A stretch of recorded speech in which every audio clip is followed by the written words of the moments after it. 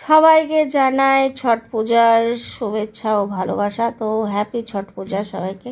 তো সন্ধ্যাবেলায় চলে গেলাম তোমার ছট পূজার ওকেশনে। তো এইখানটা আমাদের বাড়ির কাছেই কিন্তু, আর আমার বাপের বাড়ির এদিকে কিন্তু এই ছট পূজা আমি কখনো দেখিনি। বিয়ের পর থেকে বম্বেতে দেখি এই ছট পুজোটা খুব করে। বম্বে বলে না, এটা তো বিহারের পূজা, কিন্তু বম্বেতে তো সব রকমের লোক আছে না, তো যেটার তো এরা ছট পুজোটাকে খুব মহত্ব দেয়। এদের সবচাইতে বড় পূজাই হচ্ছে ছট পূজা। তো যাই হোক, তো ছট পূজার পবিত্র স্থানে আমরা চলে এসেছি সবাই মিলে বলতে হাজব্যান্ড আসেনি, আমি, মেয়ে, আমার বোনটা, ওর ছেলে, ব্যাস আমরা চারজন এসেছি। আর এই যে মেলা লেগেছে, আর সব উপর থেকেও মানে ভিডিও করছে। এটা গোল, এই পুকুরটা আছে গোল আর কি। তো এখানে তো তালাব বলে, তো এই তালাবটা গোল আছে, আর গোলের চারিপাশ দিয়ে মানে লোক দেখতেই পাচ্ছ, প্রচুর ভিড়। আমার বাপের বাড়ি আমি কখনো দেখিনি, কিন্তু আমার শ্বশুরবাড়িতে দেখেছি। শ্বশুরবাড়িতে সবাই কলকাতাতে সব বাবুঘাটে চলে যায় গাড়ি ভাড়া করে, প্রচুর। কলকাতাতেও খুব ভিড় হয়। আমি এই দিনে ছট পূজার দিনে দেখেছি যে প্রচুর ভিড় হয়। কলকাতায় 2 বছর আমি এই লকডাউনে ছিলাম, তার আগে তো আমি ছিলাম না। তার আগে ওই বাড়ি যেতাম, কারণ বিয়ের পর থেকে আমি বোম্বে থাকি। তো যখনই আমি বাড়ি যেতাম তো ওই এপ্রিল মেতে যেতাম, তো দেখতে পেতাম না এপ্রিল মেতে গেলে। সেই সময় যেতাম 1 মাস, ওই বাচ্চাদের ছুটি থাকতো, তাই জন্য ঘুরে আসতাম।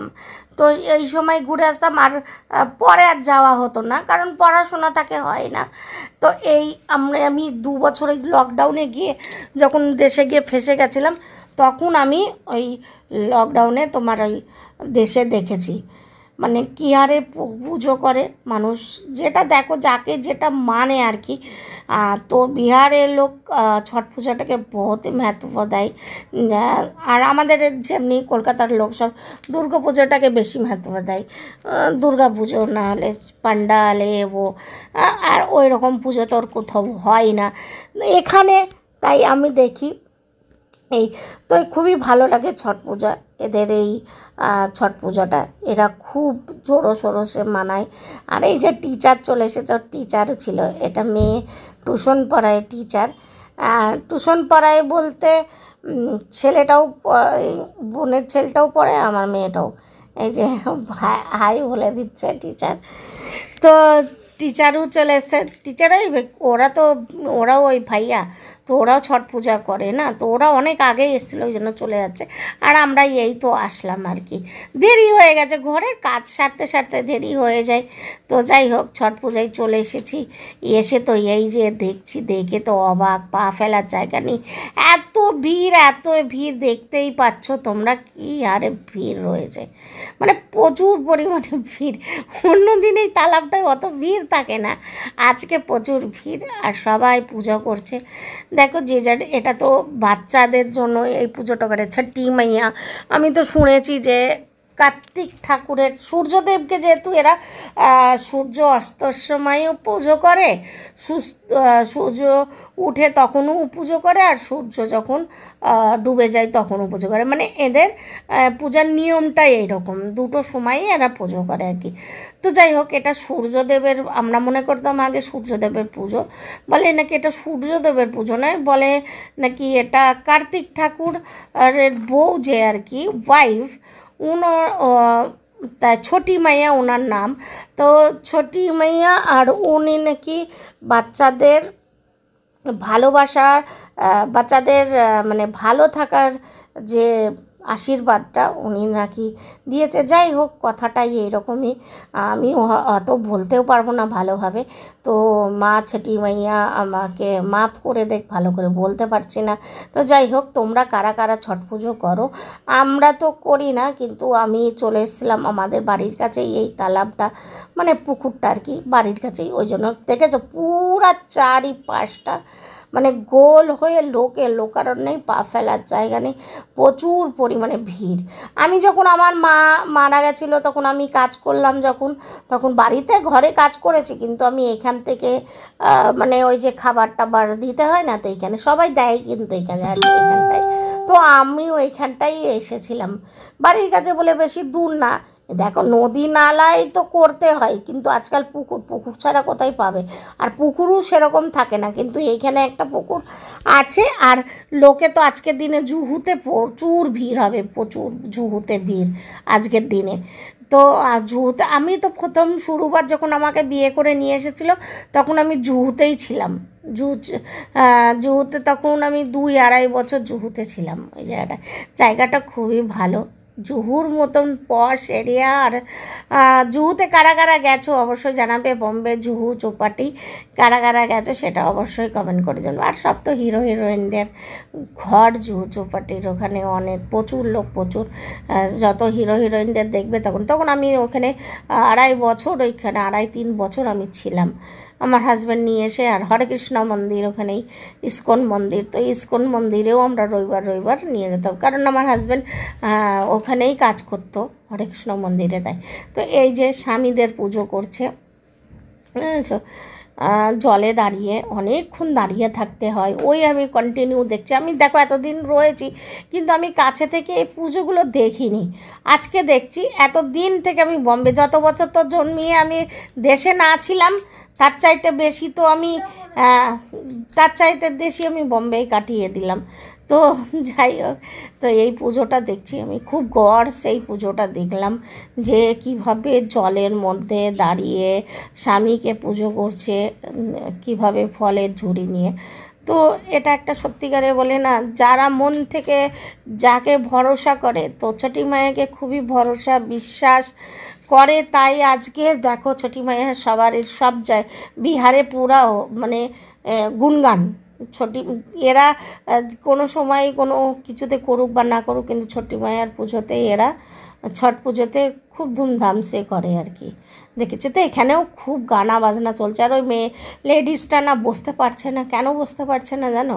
প্রেগনেন্ট রয়েছে, কিন্তু প্রেগনেন্ট তবু বলে না ভগবানের বিশ্বাস মনে নিয়ে পুজো করছে, তাই ও বসতে গিয়ে অসুবিধা হচ্ছিল ওর, তো হাজব্যান্ড ওকে ধরে বসাচ্ছিল আর কি। পুজো করবে মনকে বিশ্বাস করে, যে পুজো করছে ভগবানকে বিশ্বাস করে, তো যত যাই হোক না কেন সে পুজো দিনে পুজো করবেই, বুঝতে পারছো, মানা করুক আর যাই করুক, তার একটা বিশ্বাস আছে ভগবানের প্রতি।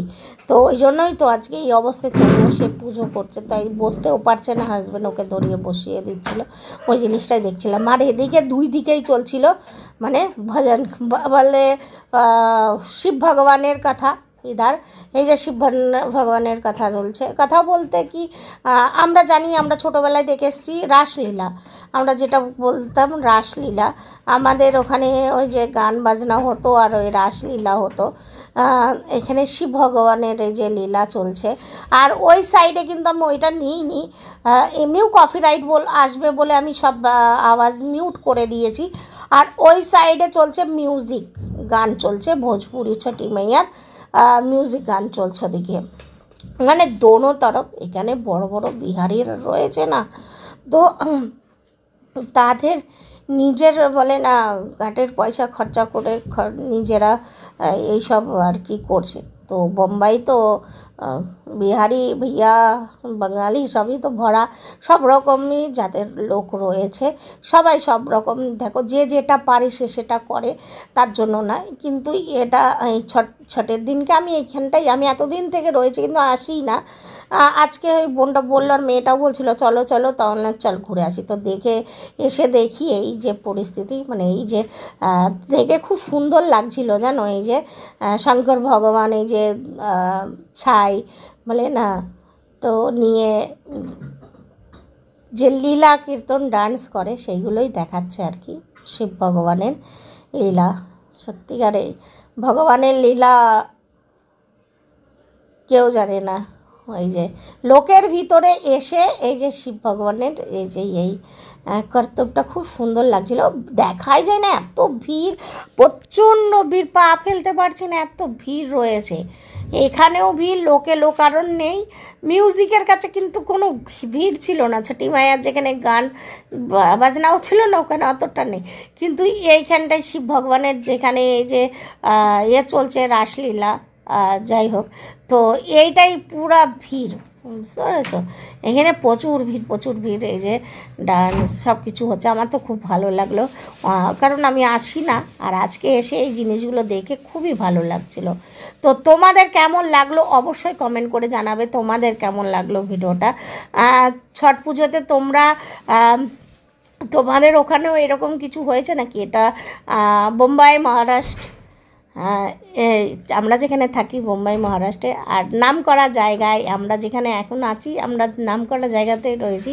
তুমি কপিল দেবের শোতে তুমি শুনতে পারবে যে এই জায়গাটার নাম কি, নালা সুপারা, মানে গরিবও কা, যাই হোক এই আমি কথাটা মনেও পড়ছে না, যাই হোক সাহারা, গরিবও কা সাহারা। তো এটা এখন তো এর নামে অনেক মুভি বার হয়েছে, ডান্সিং ও হ্যানা ত্যানা, এখন এই জায়গাটা ফেমাস হয়ে গেছে। আগে ছিল না, আমরা অনেক আগেই জায়গায় এসেছিলাম, তখন কিছুই ছিল না, অত ছিল না। এখন জায়গায় মানে কি বলবো তোমাদের, ফেমাস জায়গা হয়ে গেছে। আর কপিল দেবের শোতে তো মানে এনি টাইম নালা সুপারা শুনতে পাবে, সেই নালা সুপারাইতেই থাকি। আর এটা কিন্তু এই নালা সুপারা অচলা তালাবেই এটা হচ্ছে আর কি, নাম করা জায়গা। তো কেমন লাগলো এই তোমার ছট পূজার এই দিনে, পবিত্র দিনে ছট পূজার, আর এইরকম একটা কাহানি দেখতে শিব ভগবানের। তো আমার তো খুব ভালো লেগেছে, জানি না তোমাদের কেমন লাগলো। তোমাদের ভালো লাগলে একটা অবশ্যই কমেন্ট করে যেও। আর ছট পুজোতে তোমাদের এখানেও এরকম ধুমধাম হয় নাকি? এই যে আমরা সাইডে যে লেখাই রয়েছে অচলে তালাব, এটা অচলে তালাব লেখা নেই, অচলে লেখা রয়েছে, জায়গাটার নামে অচলে। তো যাই হোক, আমরা তো এই ঘুরে বেড়াচ্ছি, আর মেয়েটা চলো চলো চলো, মেয়ে আমার দাঁড়াতে চায় না, ও যাওয়ার জন্য যেমন তাড়াতাড়ি করে। আর এই যে দেখেছো জায়গা পাচ্ছি না ওই সাইড দিয়ে যেতে, মেন রোড দিয়ে সাইড দিয়ে আমরা যাচ্ছি, এতটা। তো চলো, ভালো থেকো, সুস্থ থেকো, ভিডিওটা ভালো